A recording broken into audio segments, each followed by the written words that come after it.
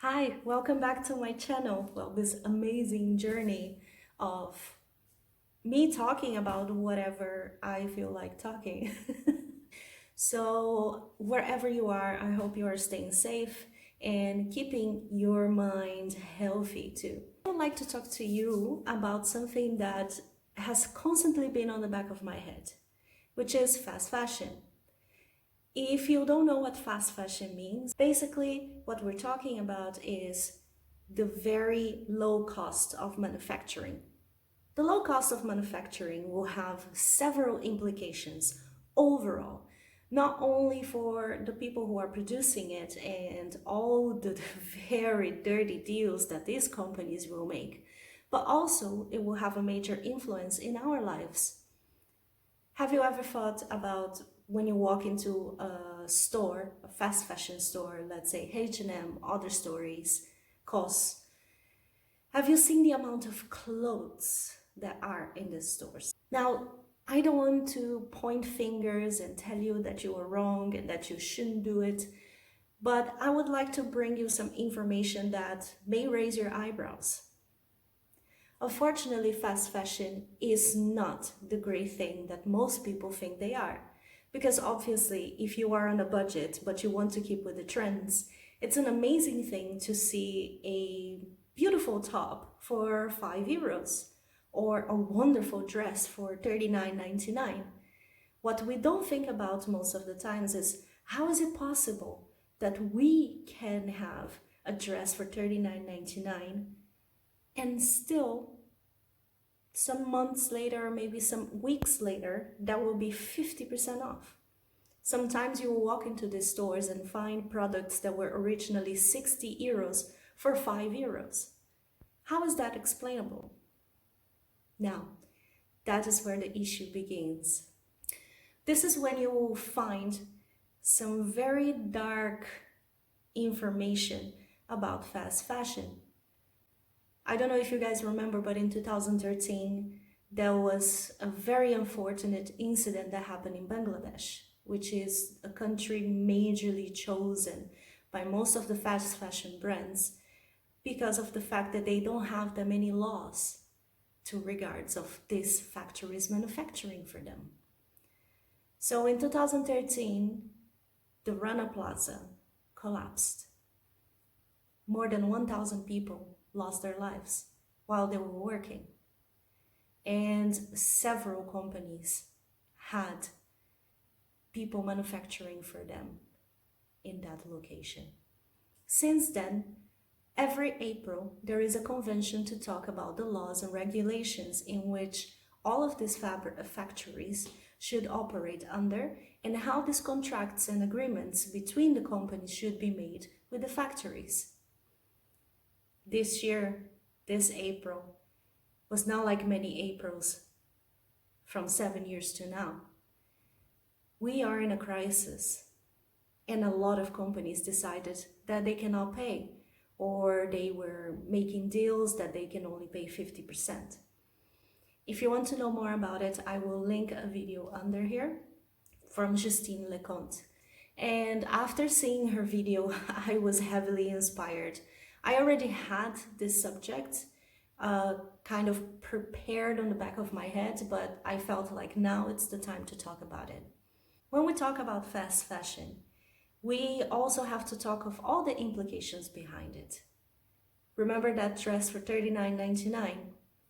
Usually there is a markup. When we're talking about markups, basically it's how much the company paid for that article and how much they are selling it for, their profit.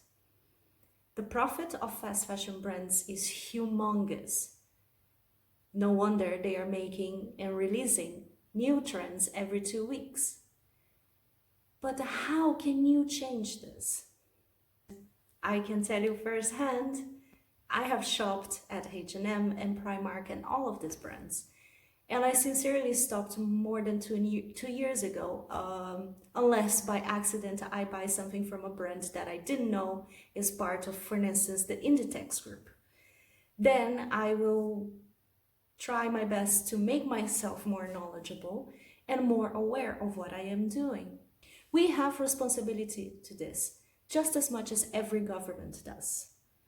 So when you talk about not supporting these companies, it's not easy for everybody because sometimes you're facing financial issues or you have a job in which you can barely pay all the bills, and that's completely understandable. But one thing that we can start doing to change the fast fashion mentality is to really go out there and make better purchases. Now, one thing that I did when I started my transition, I mean, I'll be honest with you, I still have clothes in my wardrobe that are from H&M because I don't wear them as often anymore. And a lot of them I have already donated.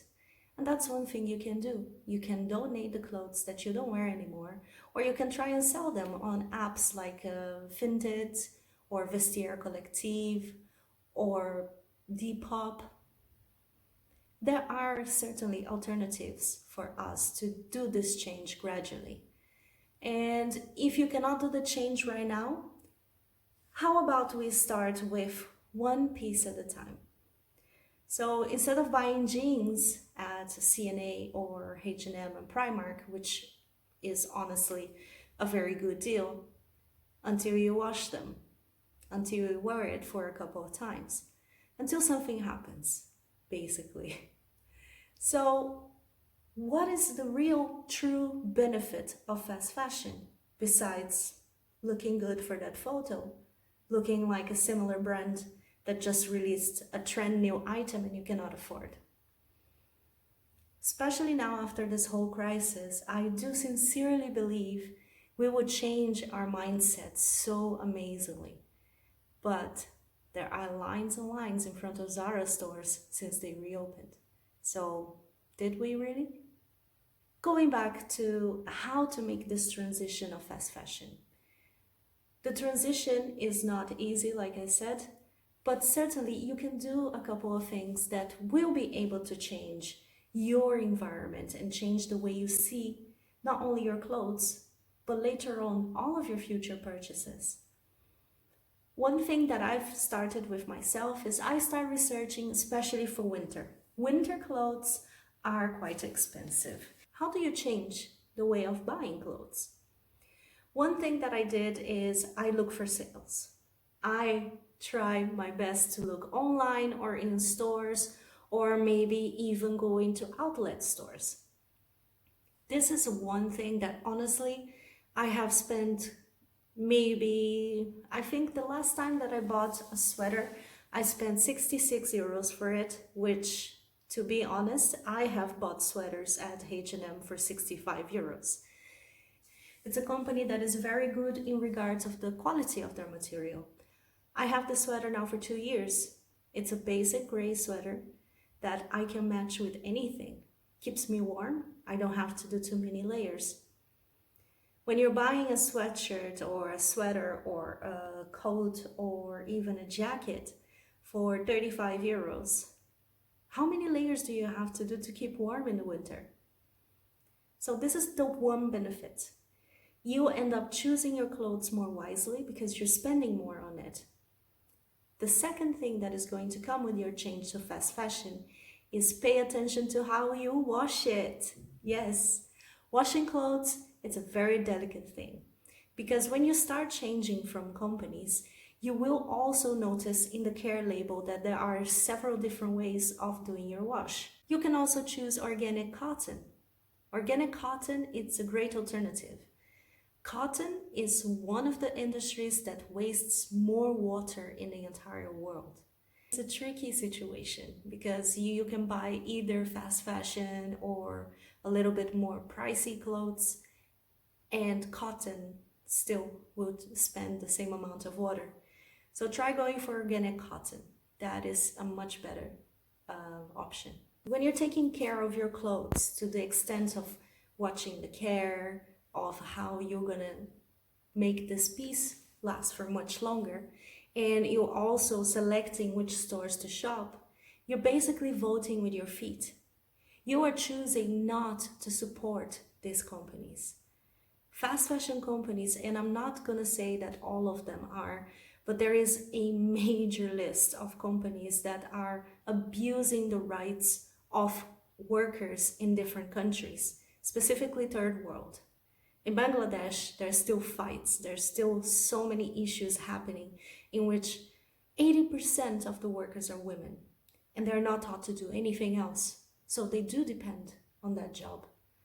About 2% of them earn enough to keep their households. Can you imagine? Only 2% of these workers will earn a decent salary. A lot of people working for $1.50 a day. If you are interested in knowing more about the subject, you can watch a documentary on Netflix called The True Cost. It's horrible. But if there is one thing that we have nowadays is information. So go out there and get yourself informed. This will make the change, will make all the difference on how you will shop from now on. You will notice you will have more pride in what you wear because you appreciate the fact that you spent a little more on this, but you feel the materials, you feel the quality, and you also know that this is something that you will keep because trends come and go, but classic always stays. Now, I'm not saying that there is something wrong with you shopping a lot. I do love to shop, but it definitely has changed my view on the whole business of fashion. I try to go for more classic pieces. I do buy every now and then some very trendy items, but I do know that eventually I will be able to resell them because I take good care of my items and they will be able to have another owner and they will still look just as good. Or in any other case, I can still donate. In sum, what I wanted to share with you guys today is basically that we need to be more aware of how we receive information, how we use it, and how we apply it to our everyday lives. How do you feel about this whole fast fashion business? Did you know about some of these facts that I mentioned? If you guys want to know more about this and many other subjects that I will be discussing in the future, you can follow me on Instagram. I will start very soon a different way of connecting with my followers. And I know I'm not very good at it, and I just started this recently. So it's a new journey for me too, but I'm really interested on how do you feel about this subject. And if you want, you can also leave a like and drop a comment below and subscribe to my channel. Well, this is it for today, but I will see you next Friday. Bye bye.